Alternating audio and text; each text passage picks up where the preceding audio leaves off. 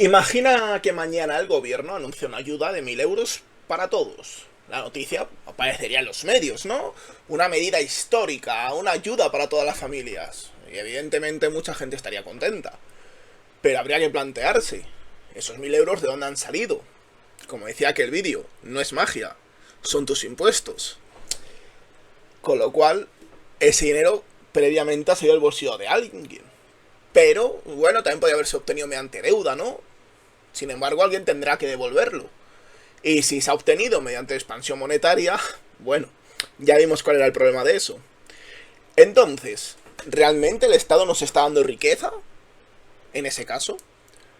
Pero, claro, otra cuestión. ¿Qué hubiese ocurrido con ese dinero si nunca hubiese pasado por el Estado? Quédate, porque hoy vamos a cerrar los 4 pilares de la eficiencia económica. Bienvenidos a la parte económica. Durante los últimos vídeos hemos analizado 3 pilares fundamentales. En el primero vimos cómo los precios transmiten información y cómo determinadas intervenciones pueden alterar el acceso a la vivienda. En el segundo analizamos los salarios, la productividad y las consecuencias de modificar el precio del trabajo mediante decisiones políticas. Y en el tercero hablamos del dinero, la inflación y de cómo la política monetaria puede afectar a toda la economía. Hoy cerramos esta serie con el cuarto pilar, el Estado, la regulación y el gasto público. Para ello vamos a apoyarnos en 2 autores fundamentales de la tradición literaria. Esta vez no es Mises. Frédéric Bastiat y Friedrich Hayek. El primero enseñó a mirar más allá de lo que vemos. Nos incitó a plantearnos ciertas cuestiones. Y el segundo explicó por qué ningún gobierno puede tener toda la información del mercado centralizada en unas oficinas o en unos despachos, ¿no? Pero antes de hablar de regulación, empecemos por una pregunta. ¿Es verdad que el Estado crea riqueza? Lo primero sería ver de dónde sale el dinero público. Cuando vemos una nueva carretera, un hospital o una ayuda pública, es fácil pensar que el Estado ha creado algo. Y evidentemente, la carretera está ahí. Ha financiado el hospital o ha entregado la subvención, ¿no? Eso es visible. Pero hay una pregunta que muchas veces nos olvidamos. ¿De dónde ha salido ese dinero? El Estado no produce nada como tal. Todo lo que gasta procede, directa o indirectamente, de los ciudadanos. Mediante impuestos. No es magia, son tus impuestos. También puede ser mediante la deuda, como comentábamos antes, o mediante la expansión monetaria. Por tanto, cuando el Estado utiliza un euro, ese euro ya no puede utilizarse simultáneamente para otro fin. Yo os pongo un ejemplo. Imaginemos que el Estado recauda, yo qué sé, 100 millones de euros para construir una infraestructura. ¿Vale? La infraestructura existe, la vemos, es tangible. Podemos fotografiarla, tocarla, pero no vemos qué habría ocurrido con esos 100 millones si hubiesen permanecido en manos de las familias, de las empresas, de los inversores. Quizás habrían creado nuevos negocios, o financiado nuevas tecnologías, o contratado más trabajadores. Nunca podremos saberlo con certeza, y precisamente ahí empieza la idea de Bastiat. Pero antes de entrar en detalle con él, quiero detenerme en una idea que aparece constantemente en el debate político, social, amigos, familiares. No, es que para que unos tengan muchos, otros necesariamente tienen que tener poco.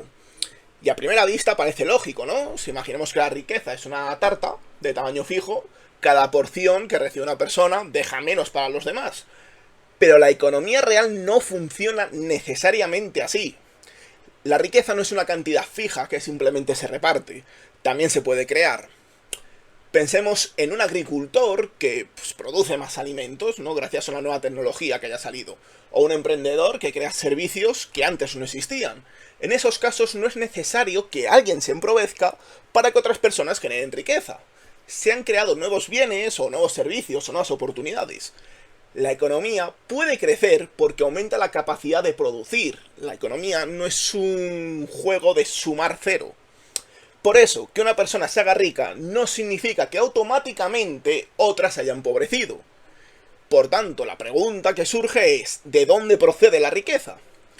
No toda riqueza tiene el mismo origen, si es verdad, Pero afirmar que toda la riqueza es necesariamente el resultado de quitarle algo a otra persona es entender la economía como una tarta fija. Y no lo es. Una vez entendido esto, volvamos a Bastiat. Explicó que cuando analizamos una política económica, solemos fijarnos únicamente en sus efectos visibles, ¿no? Pues lo que decíamos, vemos el hospital, la carretera, la infraestructura, pero no vemos las oportunidades que desaparecen para que eso pase. Bastiat lo llamó, bueno, lo dijo pues lo que se ve y lo que no se ve. Imaginemos que alguien rompe el escaparate de una tienda. El cristalero recibe trabajo, gana dinero, compra materiales y alguien podría decir, no, es que la ventana rota ha generado actividad económica. Pero el dueño de la tienda salió perdiendo. El propietario de la tienda igual pues, tenía pensado utilizar ese dinero pues para comprar maquinaria nueva, contratar gente, ¿no? Ahora no podrá hacerlo. La ventana se ha reparado, eso lo vemos, pero la máquina que nunca se compró, o la gente que no ha podido contratar, eso no se ve. Entonces, hay que tener en cuenta qué oportunidades se pierden, porque cuando el Estado interviene, alguien deja de jugar. Y os lo explico. El Producto Interior Bruto, el PIB, que muchos sabréis qué es, otros igual lo habéis escuchado en noticias, ¿no? Mide el valor de los bienes y servicios finales producidos dentro de una economía. De forma simplificada, se suele expresar como la suma del consumo, de la inversión, del gasto público y de las exportaciones netas. La forma resumida. Entonces alguien podría pensar, bueno, es que si aumentamos el gasto público, el PIB aumenta automáticamente.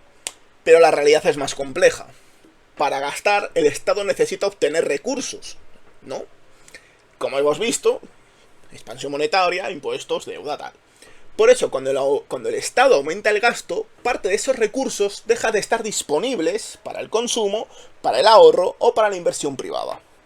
A esto se le conoce como efecto desplazamiento. Imaginemos que una empresa que quería invertir en una nueva fábrica, para hacerlo necesita financiación. Pero si el Estado aumenta su endeudamiento, pasa a competir por esos mismos recursos financieros y, por tanto, encarece el acceso al crédito. La inversión pública puede aumentar, pero una parte de inversión privada se puede reducir. Entonces, por eso no basta con mirar cuánto dinero gasta el Estado. También debemos preguntarnos pues, qué actividad privada deja de realizarse, qué inversión no se llega a producir, qué empleo no llega a crearse. Y volvemos a Bastiat. Vemos la obra pública, pero no todo aquello que podría haberse creado con los recursos que se utilizaron para financiarla. Pasamos ahora a un problema que tiene la regulación. El Estado no interviene únicamente gastando, también puede establecer reglas, licencias, permisos, inspecciones. Y aquí conviene aclarar algo. No toda regulación es necesariamente negativa. De hecho, el mismo Hayek, en su libro El camino de servidumbre, dice, de lo cual yo personalmente también estoy de acuerdo, es que para que haya una competencia de mercado se debe evitar monopolios y sobreexplotación. Por tanto, ha de crearse un marco normativo con ciertas restricciones. Existen normas que protegen la propiedad, hacen cumplir los contratos o garantizan la seguridad. Por eso la propiedad privada es tan importante. El problema aparece cuando las reglas comienzan a multiplicarse hasta dificultar esa actividad económica. Imagina que quieres abrir una cafetería, ¿no? Entonces, antes de vender el primer café, necesitas unas licencias, como es lógico. Tienes que presentar documentación, pagar tasas, esperar autorizaciones, asumir riesgos de que las normas durante el proceso no cambien. Claro, para una gran empresa, todo esto pues, puede ser mera molestia, ¿no? Tiene abogados, tienen asesores, pero para un autónomo que empieza desde cero, cada trámite supone tiempo, dinero y riesgo. Y aquí aparece una paradoja. Muchas regulaciones se crean con el objetivo de proteger al consumidor o limitar el poder de las grandes empresas, pero cuando cumplirlas requiere grandes cantidades de dinero, tiempo o conocimientos especializados, ¿quién se puede adaptar mejor? Las grandes empresas. Y en algunos casos la regulación termina dificultando más que ayudando. El resultado, al final, muchas veces es lo contrario a lo esperado. hay menos competencia, con lo cual se concentra más el poder en las empresas grandes y hay mayores barreras para quienes empiezan. Pero todavía queda una pregunta. Incluso si aceptamos que el Estado pueda recaudar recursos y establecer reglas, ¿puede realmente saber dónde es mejor utilizar esos recursos?